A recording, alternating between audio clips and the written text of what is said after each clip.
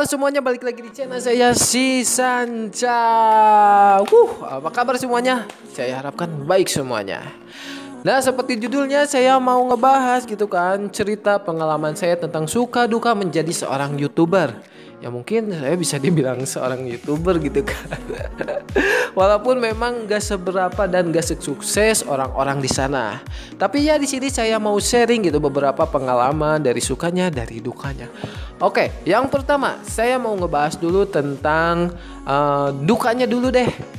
Oke, untuk kalau ngebahas tentang dukanya gitu kan, ya pasti gitu kan, namanya seorang YouTube pasti berhubungan dengan konten-konten yang mungkin harus dibikin.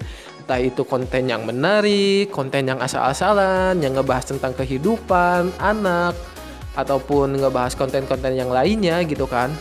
Dan yang menjadi masalahnya itu, kalau kita udah membuat konten gitu kan dengan sungguh-sungguh, dengan editan yang baik gitu, tetapi jumlah view-nya sangat sedikit gitu kan. Nah, saya juga bikin konten seperti ini, ngebahas tentang suka duka YouTuber. Mungkin bisa dibilang ataupun mungkin bisa jadi YouTube atau video ini yang nontonnya sangat sedikit. Yang saya juga nggak jadi masalah kan, karena emang saya niat nge-YouTube itu bukan hanya untuk sekedar banyak penonton gitu kan, melainkan menyalurkan hobi saya tentang editing video ataupun tentang membuat konten gitu kan. Nah, pasti ada pertanyaan, kenapa sih view-nya sedikit, kenapa sih view-nya nggak stabil? Wah, subscribernya itu sangat banyak gitu kan. Wah, udah dimonet atau apalah gitu kan. Pasti banyak orang-orang yang menanya gitu kan, berapa sih gajinya dan lain-lain. Oke, kita bahas satu persatu. Kok view-nya sedikit misalnya gitu kan. Nah, view-nya itu balik lagi gimana kita bikin kontennya. Dari optimasi videonya gitu kan, dari mulai judul, deskripsi, tag-tagnya gitu kan, dan menarik apa enggaknya sih isi konten tersebut. Tetapi kalau saya pribadi gitu kan, kalau kalian mungkin boleh gitu kan, boleh dilihat misalnya YouTuber kayak Mbak Imong, Rans Entertainment, Deddy Kobuzer gitu kan, ataupun kayak si Cepat. Kalian bisa langsung buka aja YouTube-nya gitu kan. Dia itu subscribernya sampai jutaan gitu kan. Tetapi view-nya itu kadang untuk tembus ratusan ribu atau puluhan ribu itu sangat sulit dan sangat susah. Padahal subscribernya itu tembus jutaan. Logikanya gitu kan, pasti kalau yang belum ngerti dunia YouTube pasti, wah kok view-nya nggak tembus jutaan gitu kan. Wah gimana AUEO gitu kan. Pasti banyak yang ngomen.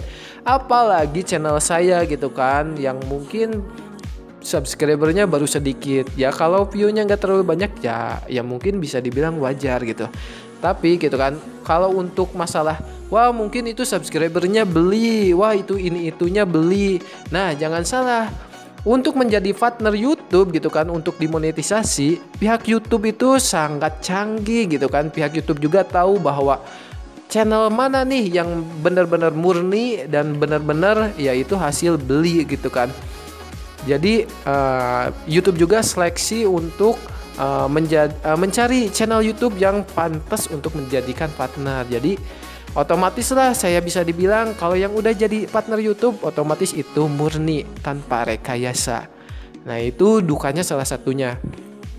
Yang kedua, mungkin dibilang dukanya itu selain banyak yang nonton, ya cacian gitu kan. Ya namanya orang gak semuanya otaknya sama, gak semua otaknya sama, pemikirannya sama kita. Mungkin maksud tujuan saya atau pembuat konten A, tapi yang nonton pinginnya kayak B. Jadi kan gak semua yang nonton itu satu pemikiran sama kita. Ya seperti video ini gitu kan.